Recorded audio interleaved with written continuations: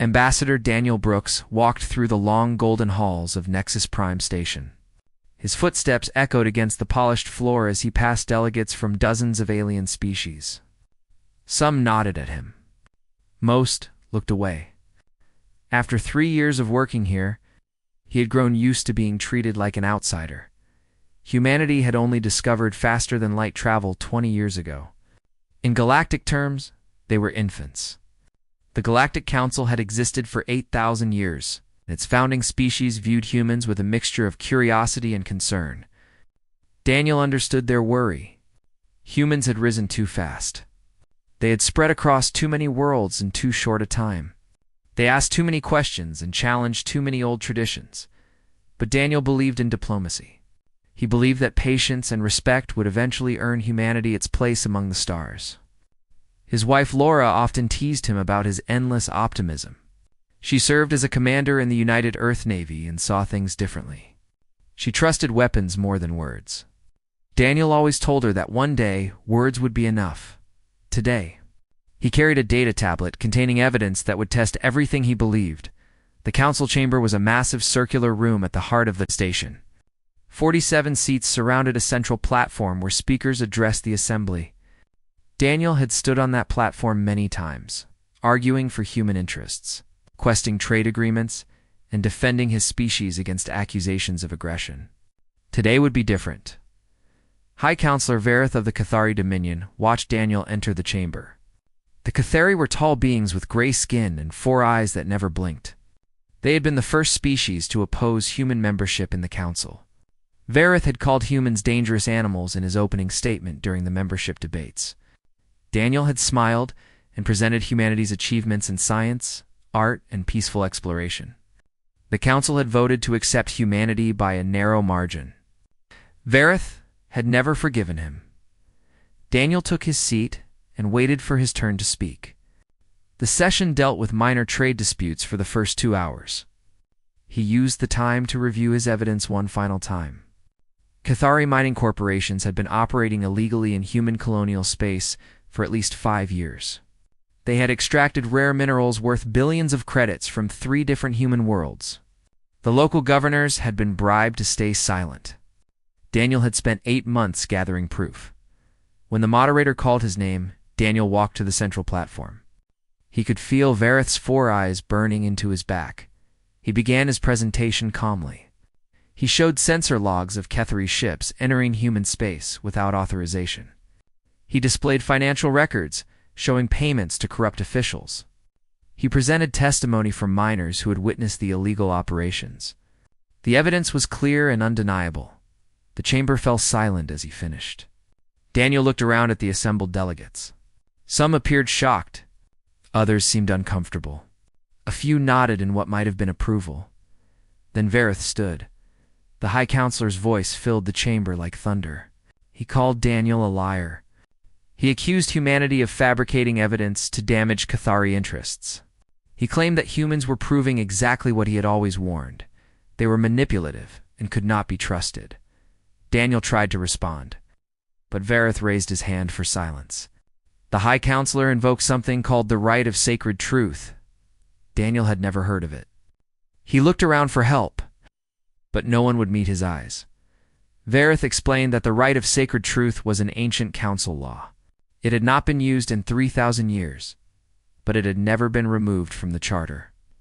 When a representative of a junior species made accusations against a founding species, the accused could demand the right.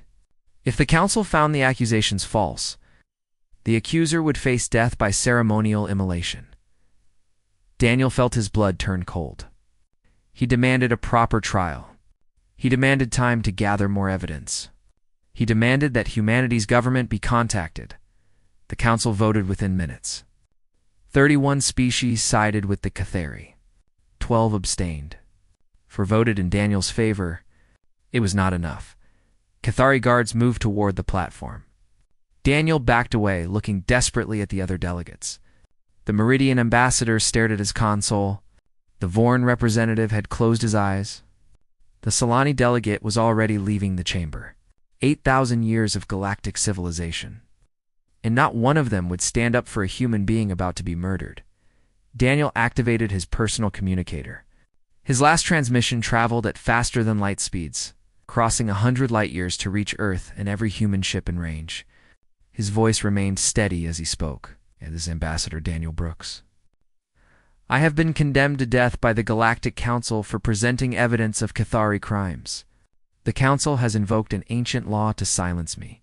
To my wife Laura, I love you. I am sorry I could not come home. To humanity, do not let my death be forgotten. Do not let them think we are weak. The guards seized him before he could say more. They dragged him to a metal platform at the edge of the chamber. Blue flames erupted from vents in the floor. The fire was designed to burn slowly, to make the condemned suffer. Daniel Brooks did not beg. He did not scream for mercy. He stood straight and looked at High Counselor Veroth with absolute contempt in his eyes. His final words were quiet but clear. You have made a terrible mistake. The flames consumed him. His screams echoed through the chamber for nearly 3 minutes before falling silent. The other delegates sat in their seats and watched. Some looked away. None objected. When it was over, Veroth ordered the remains collected and sent to human space as a message. Commander Laura Brooks was on the bridge of the carrier. Endurance when the transmission arrived. She listened to her husband's final words. She heard his screams as the fire took him. The bridge crew watched her in horrified silence. Laura played the recording once. Then she stood and walked to the main console. Her voice was completely flat as she issued her orders. All ships were to move to combat readiness. All leave was canceled. All weapons systems were to be brought online. Her first officer asked if they should wait for orders from Earth Command. Laura turned to look at him with eyes that held nothing but cold fury.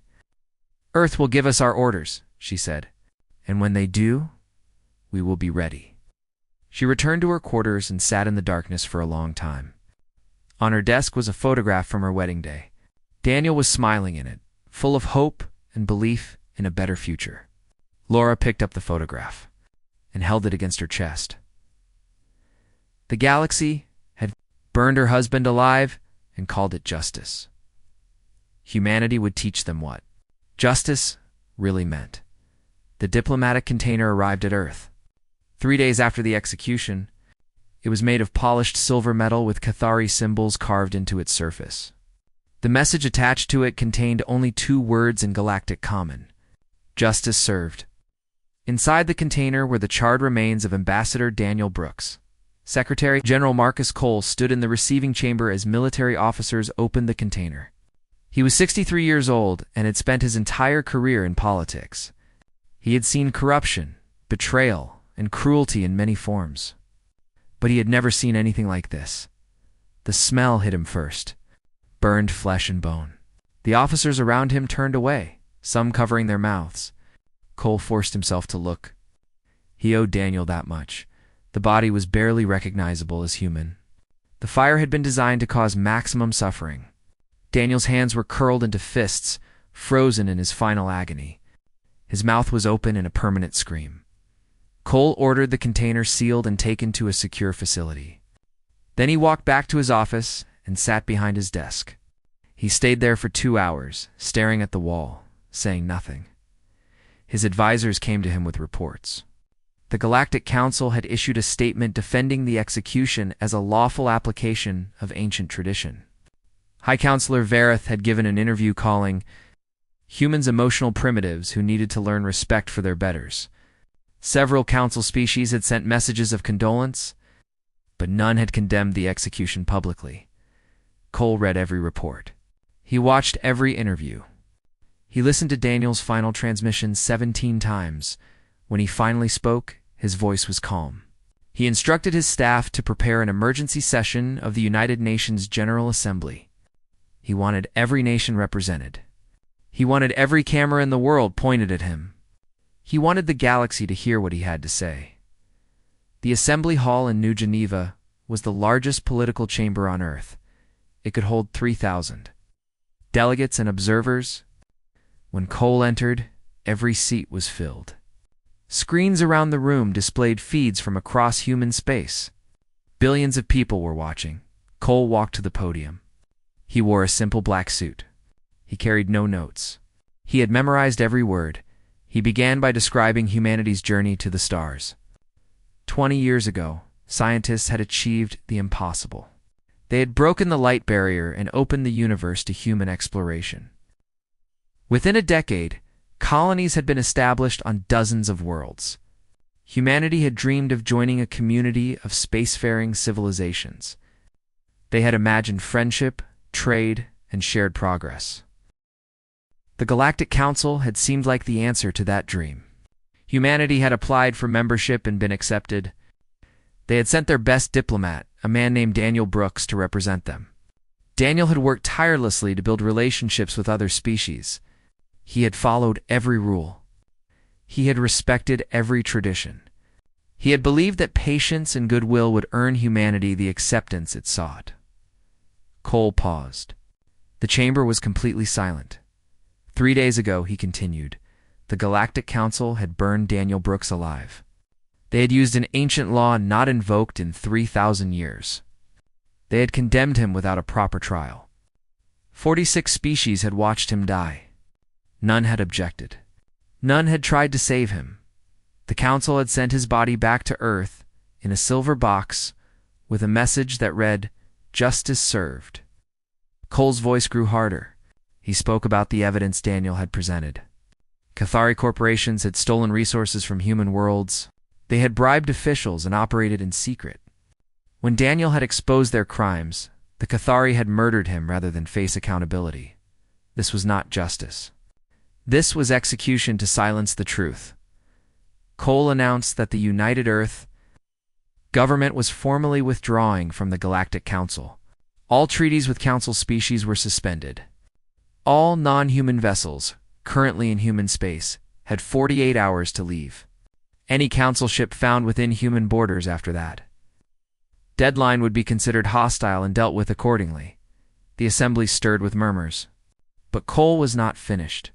He declared that the United Earth government was entering a state of war with the Cathari Dominion. This was not a limited conflict. This was not a border dispute. This was clear-scale war, total and unlimited, until the Cathari government surrendered, conditionally, and delivered those responsible for Daniel's death to human courts. Furthermore, any council species that provided military assistance to the Cathari would be considered an enemy combatant. Humanity would fight them with the same determination. Cole looked directly into the cameras. His final words were for the watching galaxy. You burned our ambassador alive and called it tradition. You murdered a man of peace and called it justice. You believed we would accept this because we are young and small and desperate for your approval. You were wrong. He leaned forward slightly. We are humanity. We do not forget. We do not forgive. And we do not surrender our dead without answer. He left the podium to thunderous applause that lasted for 10 minutes. Across human space, the military mobilized.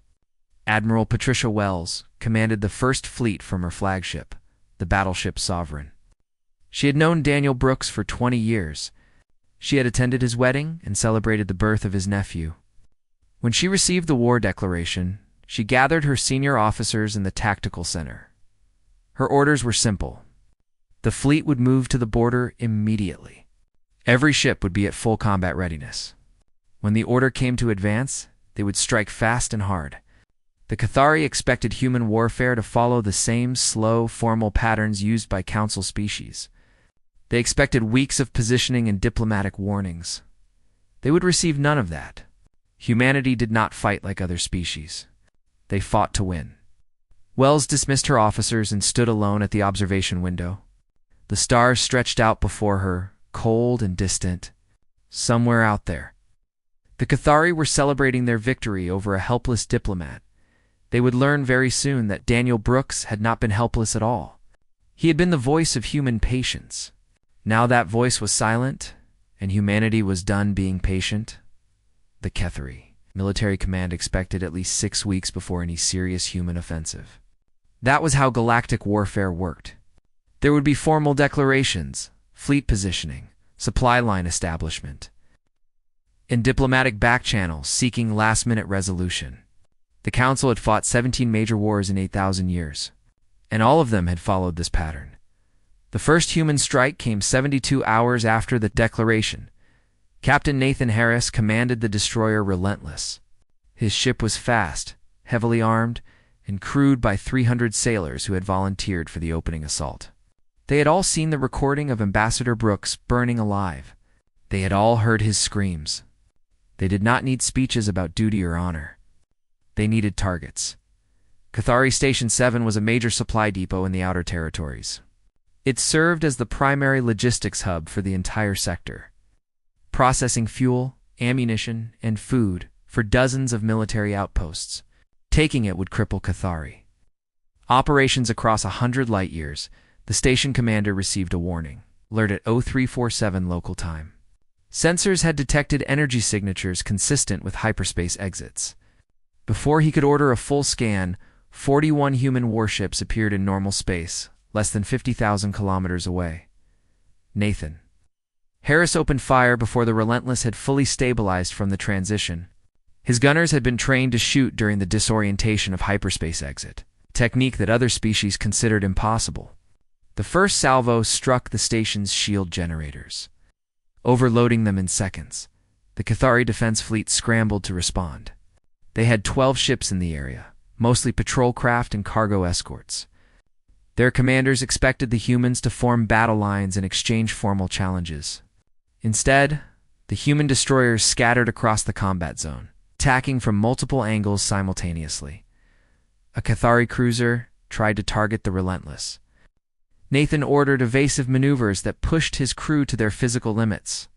The ship twisted and spun through space at accelerations that would have killed species with weaker bodies.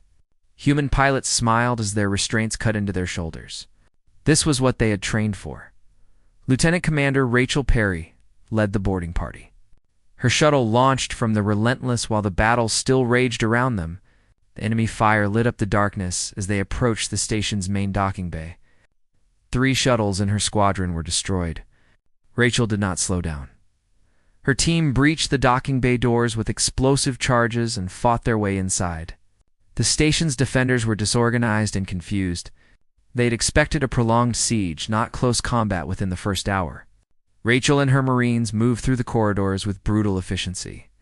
Clearing each section before moving to the next, she found the command center on Deck 17. The station commander tried to surrender, but Rachel had specific orders. All Cathari military personnel were to be taken prisoner and transported to human facilities for interrogation. Those who resisted would be killed. There would be no negotiations and no mercy. The commander surrendered. Rachel secured the command center and broadcast a message on all frequencies. Cathari Station 7 had fallen. Human forces now controlled this sector. The entire operation took 4 hours and 37 minutes. Across the border, similar attacks were happening simultaneously. Admiral Patricia Wells had coordinated strikes against 17 different targets. Communication relays, fuel depots, sensor arrays, and manufacturing stations all came under assault at the same time. The Cathari military network, designed to respond to single-point threats, could not handle attacks from every direction at once. General Samuel Marsh commanded the ground forces that landed on Cathari colony world Vorith 4. The planet had minimal defenses. Because it was located deep inside Cathari territory, far from any expected threat, when human dropships descended through the atmosphere, the local garrison barely had time to reach their weapons. Samuel had studied human military history extensively. He applied lessons from ancient conflicts to modern warfare. His forces moved at night, using terrain to mask their approach. They targeted command structures and power generators first, leaving enemy soldiers isolated and confused. Within 2 days, Planet's governor was signing surrender documents in his own office. The Galactic Council watched these events with growing alarm. Human warfare tactics were completely outside their experience. Council species announced their attacks in advance. They fought in organized formations. They avoided civilian infrastructure. Humans did none of these things. High Counselor Verith demanded that the Council issue a formal condemnation of human military methods. He called them barbaric and uncivilized. He claimed that humanity was proving itself unfit for galactic society, but the council was divided. Several species had privately opposed the execution of Daniel Brooks. They had stayed silent out of political convenience, but now they wondered if they had made a mistake. The Cathari had seemed strong and untouchable. Now, they were losing territory at an alarming rate. Commander Laura Brooks transferred from the Endurance to the assault carrier, Vengeance. She had requested a combat command, and the Admiralty had granted it without hesitation. Her tactical skills were exceptional, and her personal motivation was beyond question. Her first mission was to capture a Cathari communications station that coordinated fleet movements across an entire sector. The station was heavily defended, but Laura had studied its layout for weeks. She knew every weakness, every blind spot, every vulnerable system. The assault took 6 hours. Laura led the boarding party herself, fighting alongside her Marines through corridors filled with smoke and blood. When they reached the central hub, she found transmissions showing High Counselor Veroth, calling for patience and promising that human aggression would burn itself out. Laura recorded a response and broadcast it on the same frequency. Her voice was cold and steady. "This message is for High Counselor Veroth. You burned my husband alive and thought we would accept it. You were wrong. Every ship you lose, every station we capture, every world that falls to us is because of what you did. There will be no negotiation. There will be no peace. There will only be consequences. And I will personally ensure that you face every single one of them." She cut the transmission and ordered her forces to continue their advance. The war was only beginning, and humanity was teaching the galaxy a new way to fight. High Counselor Veroth stood before the emergency session of the Galactic Council. His 4 eyes swept across the chamber, measuring the mood of each delegation. What he saw worried him deeply. 3 months ago, the Council had been united behind his decision. They had watched the human ambassador burn and agreed it was proper justice. Now, half the seats held delegates who would not meet his gaze. Veroth began his address with confidence he did not feel. He described the human offensive as unprovoked aggression against a founding member of the Council. He listed the stations captured, the worlds invaded, and the ships destroyed. He spoke of the brutal tactics humans used, how they struck without warning and showed no respect for the traditions of civilized warfare. The Council must act together, he insisted. If humanity was allowed to succeed against the Cathari, every species in the galaxy would be at risk. Today, it was the Cathari Dominion. Tomorrow, it could be anyone. The humans had proven they were exactly the dangerous animals he had always claimed. Only unified action could stop them. When he finished, the chamber remained silent for a long moment. Then Ambassador Telos of the Meridian Collective rose from his seat. The Meridians were an old species, nearly as old as the Cathari themselves. They had built the first hyperspace engines and discovered the principles that made galactic civilization possible. Their voice carried enormous weight in council deliberations. Telos spoke slowly and carefully. He acknowledged that the Meridian delegation had abstained during the vote that condemned Ambassador Brooks. He admitted that they had watched the execution without protest. This had been a mistake. The chamber stirred with surprise. Telos continued without pause. He said that the Meridians had stayed silent because they feared conflict with the Cathari. They had prioritized stability over justice. They had told themselves that one human death did not matter in the larger scheme of galactic politics. They had been wrong. Humanity had done nothing but present evidence of actual crimes. Instead of investigating those crimes, the Council had murdered their representative.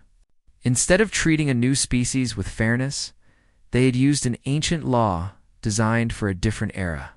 They had shown the humans exactly what the Council thought of them, and now the Council wanted unity against human retaliation. Telos shook his head. The Meridians would not participate in any action against humanity. They were formally withdrawing from the Galactic Council and declaring strict neutrality in the current conflict. Their borders were closed to all military vessels from any side. Veroth tried to interrupt, but Telos was not finished. He looked directly at the High Counselor and spoke words that would echo through galactic history. You did not burn an ambassador. You burned a bridge, and you cannot rebuild it with the ashes. The Meridian delegation stood and walked out of the chamber. Their departure created a hole in the council that could not be filled. Within minutes, other species began to move. The Voran hierarchy had been silent allies of humanity since before the war. Their ambassador announced that they too were leaving the council. The Cathari had threatened Voran trade routes for decades, and the Voran saw no reason to defend them now. The Solani Federation followed. Their delegation chief was an elderly female who had opposed human membership during the original vote. But she had also opposed the execution. She had argued that killing ambassadors violated the fundamental purpose of diplomacy. No one had listened. Now she led her people out of the chamber with quiet dignity. Vareth watched his coalition crumble. The Orith trading guilds declared neutrality next, citing concerns about their commercial interests in human space. The Nexer commune announced that they would continue selling supplies to whoever could pay, including humanity. The Threll Assembly simply left without any statement at all. By the end of the session, only 12 species remained committed to supporting the Cathari. These were mostly small powers who depended on Cathari protection or owed them significant debts. They had no real military strength and no ability to affect the war's outcome. High Counselor. Vareth returned to his quarters and sat alone in the darkness. He had been certain that the Council would unite against humanity. He had been certain that other species would fear the humans enough to act. He had been certain of many things that were now proven false. His aide brought reports from the front lines. Human forces had captured the Cathari sector capital of Vareth Prime, named after his own grandfather. The garrison had surrendered after only 6 hours of fighting. The humans were treating prisoners according to their own laws, which were surprisingly civilized. But they were also broadcasting continuous footage of their victories across every communication channel in the galaxy. The message was clear. The Cathari were losing, and no one was coming to save them. Commander Laura Brooks received news of the Council's fracturing while leading an assault on a Cathari shipyard. She paused for exactly 3 seconds to acknowledge the report, then returned her attention to the battle. Political developments interested her less than military objectives. Her forces captured the shipyard by evening.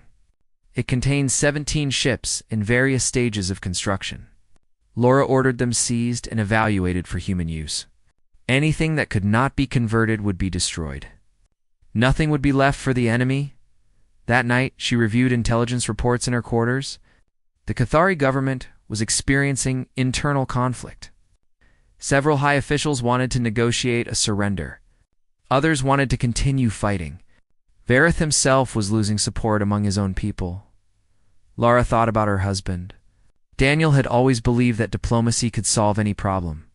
He had spent years trying to build trust with species who saw humans as inferior.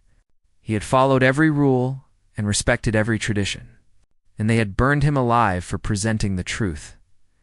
She looked at her wedding photograph again. Daniel was smiling in it, full of hope for a future they would never share.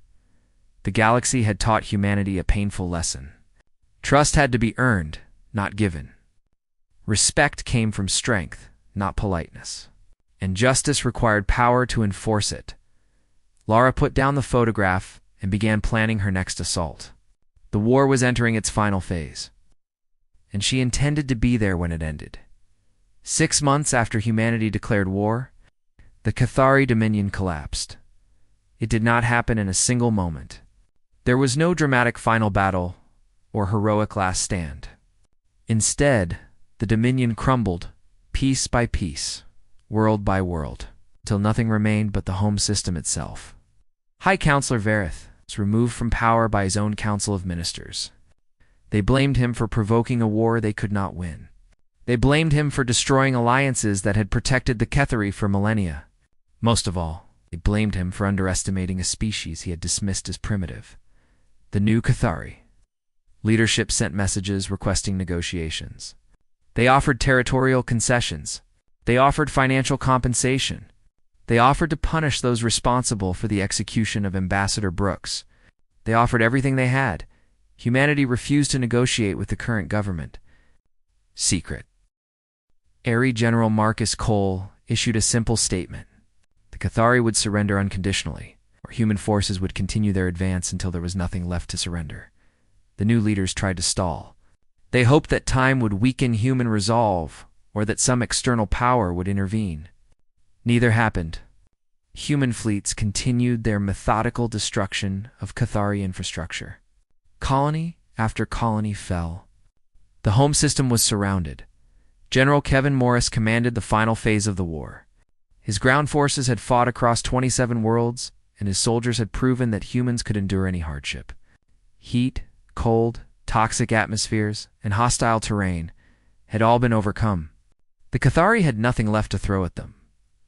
Maurice positioned his fleet around Cathari Prime, the ancient homeworld of the enemy species. His ships could have bombarded the planet into ruins. His weapons could have killed billions. But that was not what humanity wanted. He broadcast a message to the planet below. The Cathari had 24 hours to surrender unconditionally. Their leaders would present themselves aboard the human battleship Judgment to sign the surrender documents. If they refused, the assault would begin. The Cathari surrendered with 3 hours to spare. The ceremony took place in the main hangar of the Judgment. General Morris stood at the head of a long table covered with documents. Behind him, human officers in dress uniforms represented every branch of the military.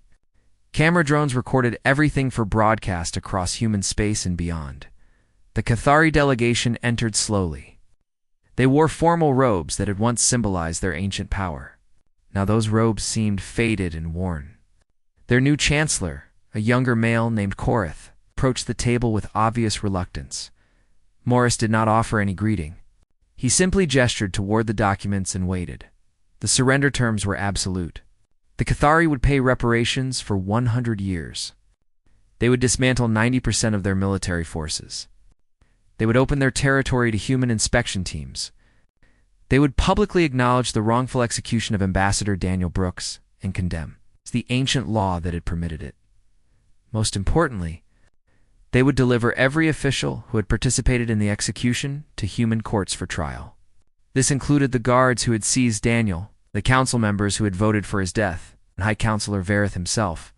Korath signed each document with trembling hands. When he finished, Morris collected the papers and nodded once. "The war is over," he said. "Do not give us reason to start another one." The Cathari delegation departed in silence.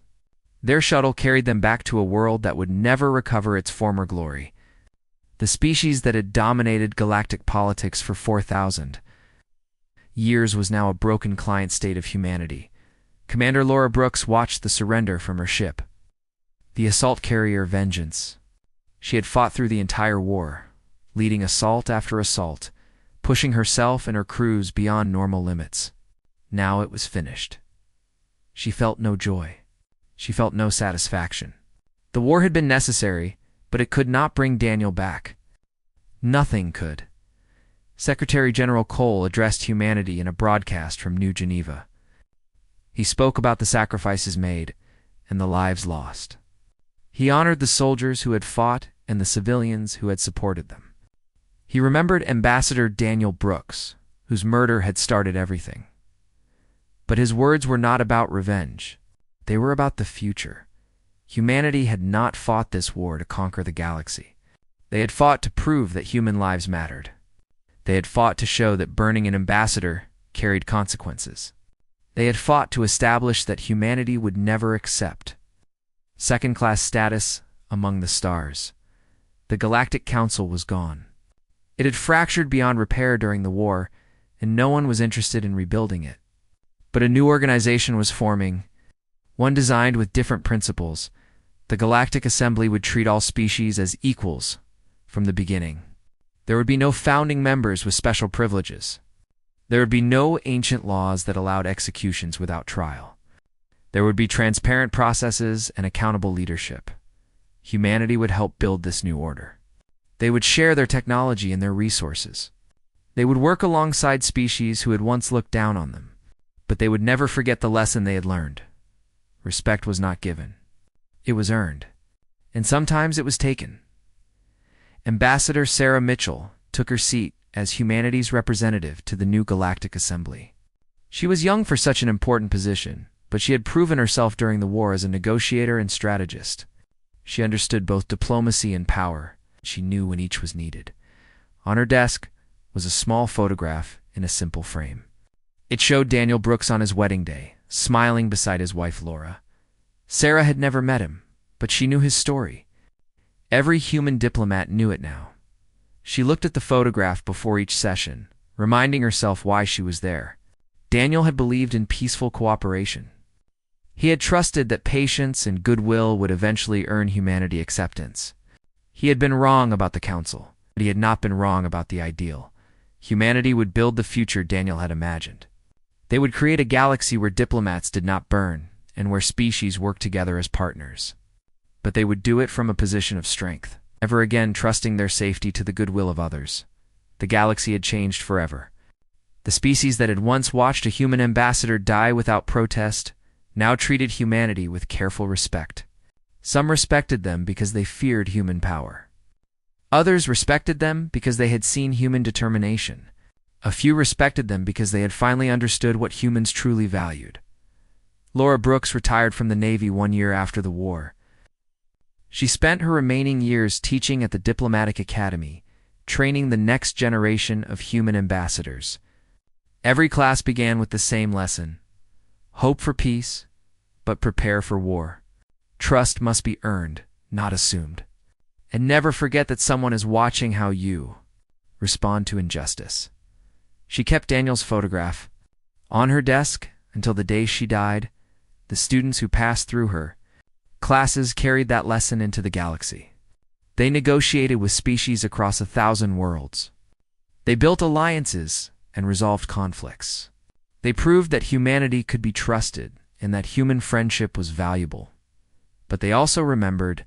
They remembered the silver container with its 2-word message. They remembered the screams of a man burning alive. They remembered the silence of 46 species who watched and did nothing.